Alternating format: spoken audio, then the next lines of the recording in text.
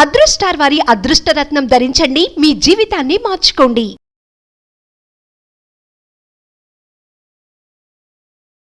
గురూజీ, చేతబడి, black magic ఇవన్నీ నిజంగా ఉంటాయా? ఇంకా కొంతమంది అంటారు దెయ్యాలు పట్టడము, ఇంకా కొంతమంది అమ్మవారు పూనకాలు ఇవన్నీ ఉంటాయి కదా. నిజంగా ఇవన్నీ ఉన్నవి వాస్తవమేనా? అమ్మవారు నిజంగా వచ్చి ఒకరికి వాళ్తారా? అండ్ నిజంగా నెగిటివ్ ఎనర్జీస్ ఇవంతా కూడా ఉంటుందా? ఉన్నదని మనం ఎలా తెలుసుకోవాలి? శ్రీ గురుభ్యో నమః, శ్రీమాత్రే నమః. ఇప్పుడు మీ ఇంట్లోనే మీరేం చేస్తున్నారు అంటే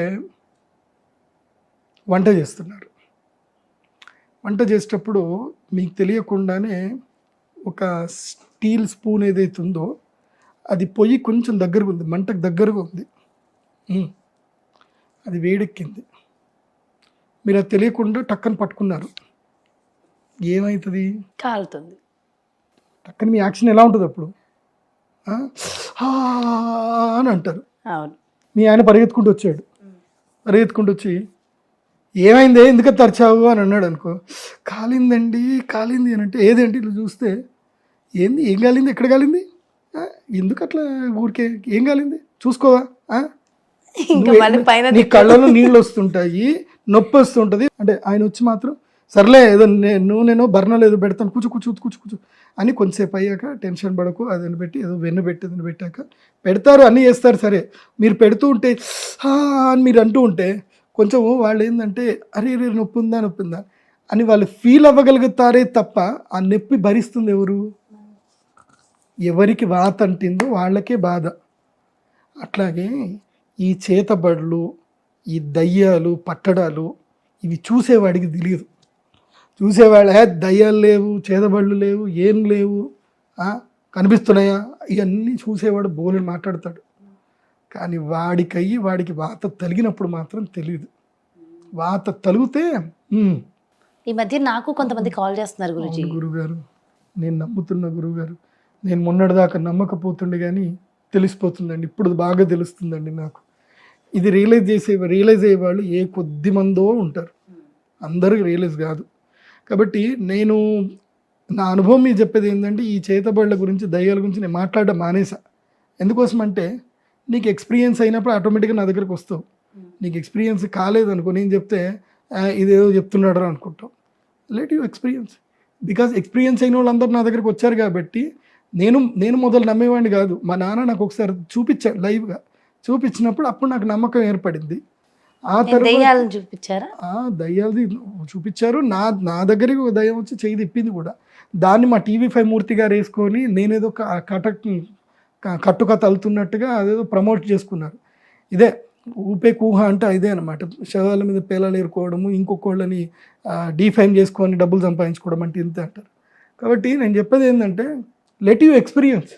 నీకు దయ్యం ఉందా లేదా నమ్మకం ఉందా అని అంటే నీకు ఎక్స్పీరియన్స్ కానీ కదా. నీకు ఎక్స్పీరియన్స్ అవ్వాలంటే కూడా నేను చెప్తా, ఏమేం చేయాలో చెప్తా. అంటే లేదు అనే వాళ్ళకి కూడా చెప్తా, ఈ పనులు చేయండి. చక్కగా శ్మశానం ఎక్కడైతే ఉంటుందో శ్మశానం ఉండే దగ్గరనే మీరు ఇల్లు కట్టుకుని ఉండండి, కావాలంటే అద్దెకు తీసుకొని ఉండండి. మీకు నిజంగా దయ్యాన్ని ఎక్స్పీరియన్స్ చేయాలనుకుంటే శ్మశానం దగ్గరనే ఉండండి. ఎందుకోసం అంటే శ్మశానం దగ్గర ఎవరెవరు ఇండ్లు ఉంటాయో కొంతమంది ఇళ్లల్లో నేను వెళ్ళి చూశాను. వాళ్ళ ఇళ్ళలో అర్ధరాత్రి కొన్ని శబ్దాలు రావడము, కొన్ని ఇవి జరగడము, అన్యాచురల్ థింగ్స్ జరగడం నేను చూశాను. అట్లాగే అర్ధరాత్రి పూట 4 మూలల్లో, మీకు అది కూడా చెప్తున్నా, అమావాస్య అర్ధరాత్రి 4 మూలల్లో ఎవరికైతే నెగిటివ్ ఉంటుందో ఎవరికైనా సరే దిష్టి బాగా తీసి 4 కోడిగుడ్లు దిష్టి తీసి, నిమ్మకాయలు దిష్టి తీసి 4 ఇది పెట్టేసుకొని, నీకు దయ్యం లేదు చేతబడి లేవంటావు కదా, నువ్వు నడుచుకుంటూ వాటిని తొక్కుకుంటూ పో ఆ రోజు. ఓకే, అది 4 నువ్వే పెట్టి ఎవరికైనా దిష్టి తీపిచ్చి నువ్వే పెట్టించి ఓకే వాటిని తొక్కుకుంటూ నువ్వు పో. 1 వీక్లో తెలుస్తుంది నీకు ఏం జరగాలో జరుగుతుంది అప్పుడు. సో ఇవన్నీ ఎవరికి ఎక్స్పీరియన్స్ అయితే వాడికే తెలుస్తాయి. సిమ్టమ్స్ ఏంటంటే అన్యాచురల్గా మంచిగా హెల్తీగా ఉండేటోడు ఒక్కసారి మొత్తం దిగబడిపోతాడు, ఇంకా కంప్లీట్గా దిగబడిపోతారు. ముఖం మీద మొత్తం కలబడిపోతుంది, కిడ్నీలు పాడైపోతాయి, శరీరంలో ఏం జరుగుతుందో తెలియదు. డాక్టర్ల దగ్గరికి పోతే టెస్టులు అని చేస్తారు, ఏం లేదండి అంత మంచి. మరి ఎందుకు మావాడు బక్కగా అయిపోతున్నాడు, ఎందుకు నీరసపడిపోతున్నాడు అంటే ఇంకో టెస్ట్ చేద్దాం అంటారు. ఎన్ని టెస్ట్లు చేసినా ఏం తెలియదు. ఇట్లాంటి బోలెడు కేసులు నేను చూసాను. ఎందుకోసం అంటే ఇప్పటికీ నాకు ఎక్స్పీరియన్స్ వచ్చేసి నాకు ఇప్పుడు 25 ఏళ్ళ ఎక్స్పీరియన్స్, నా లైవ్ ఎక్స్పీరియన్స్. నేను నా 8వ ఏట నుంచి మా నాన్న దగ్గర కూర్చొని చూస్తూనే ఉన్నా కాబట్టి నాకు ఇప్పటికీ అట్లాంటి చెప్పాలంటే 32 ఏళ్ళ ఎక్స్పీరియన్స్ నాకు. నేను చిన్నప్పటి నుంచి చూస్తూనే ఉన్నా. కాబట్టి చేతబడుల గురించి కానీ దయ్యాల గురించి కానీ మాట్లాడకండి. మీకు అనుభవం అయ్యేంత వరకు మీకు అది నార్మల్ అనిపిస్తుంది. అనుభవమైన వాడిని అడిగితే తెలుస్తుంది. ఒకవేళ నిజంగా నమ్ముతారు గురువు గారు కొంతమంది, ఉంది చాలా మంది నాకు నిజంగా కాల్స్ చేస్తున్నారు, ఉంది నిజంగా ఉందండి అని చెప్తున్నారు. అలాంటి వాళ్ళకి మరి సొల్యూషన్స్ ఏముంటాయి? అలాంటి వాళ్ళు ఫస్ట్ ఏంటంటే ఒకవేళ నన్ను కలవాలి అనుకున్నా నేను వాళ్ళకి తొందరగా రమ్మని చెప్పాను. వాళ్ళకి నేను ఏం చెప్తాను చెప్పాను, ఫస్ట్ 108 డేస్ 1008 సూర్య నమస్కారాలు ఛాలెంజ్ తీసుకోమని చెప్తాను. 108 సూర్య నమస్కారాలు చేయాలి రోజు, ఒక 12 సార్లు అసలు కంటిన్యూ సూర్య నమస్కారాలు చేయాలి. సూర్య నమస్కారాలు చేస్తే ఏం జరుగుతుందంటే చక్రాస్ యాక్టివేట్ అవుతాయి. ఒకటి గుర్తుపెట్టుకోండి, కృష్ణుడు ఏం చెప్పాడు, ఆత్మైవ హ్యాత్మనో బంధువు ఆత్మైవ రిపురాత్మన అని చెప్పి భగవద్గీతలో చెప్పారు. నీకు నువ్వే శత్రువువి, నీకు నువ్వే మిత్రుడివి. కాబట్టి నువ్వు యోగా చేయడం వల్ల ఏం జరుగుతుందంటే నీ ఆరా ప్యూర్ అవుతుంది. నీ లోపల ఒక శక్తి ఉంది. ఆ శక్తి లేకపోతే నువ్వు అసలు మనిషే కాదు, నువ్వు బతుకున్నోడివే కాదు. నువ్వు బతికున్నావు, మాట్లాడుతున్నావు, తిరుగుతున్నావు అంటే నీ లోపల శక్తి ఉంది. కానీ ఆ శక్తిని చైతన్యావస్థలోకి తీసుకొని రావాలి.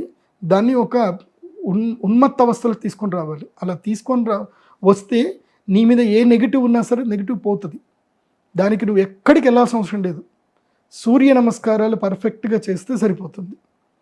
నువ్వు సూర్య నమస్కారాలు చేయకుండా ఎవరి దగ్గరికి పోయినా వాడు నిన్ను మోసం చేస్తాడే తప్ప వాడు నీకు లాభం చేయడు.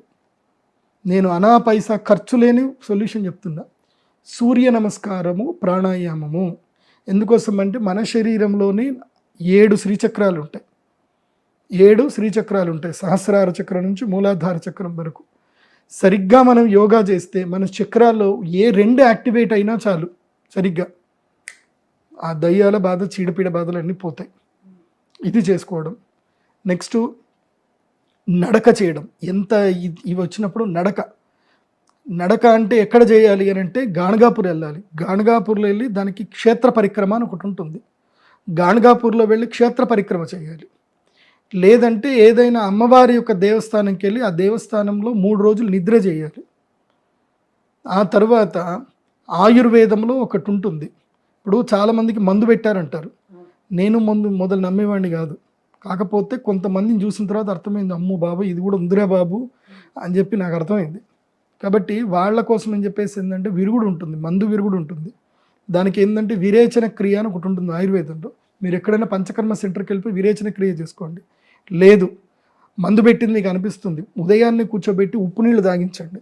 దీన్ని ఏమంటారంటే మీరు యూట్యూబ్లో వెతకండి, ఉంజల క్రియ అని ఉంటుంది. లేదంటే గజకర్ణి అని ఒకటి ఉంటుంది, గజకర్ణి క్రియ అని ఉంటుంది. లేదంటే వమన క్రియ అని ఉంటుంది. వమన క్రియ అని కొట్టండి వస్తుంది. వమన క్రియ ఎట్లా చేసుకోవాలి వస్తుంది. వమన క్రియ చేసుకోండి. వమన క్రియ చేయండి, యోగా చేయండి, ప్రాణాయామం చేయండి, ఓం నమ శివాయ మంత్రము లేదా కాళీ మంత్రము, చాముండి మంత్రము ఇవి చేయండి. భద్రకాళి అమ్మవారి దర్శనం చేసుకోండి. తర్వాత అమ్మవారికి నిమ్మకాయలు నివేదన చేయండి. రాత్రిపూట వీళ్ళకి నిమ్మకాయలు దిష్టి తీసి వేసేయండి.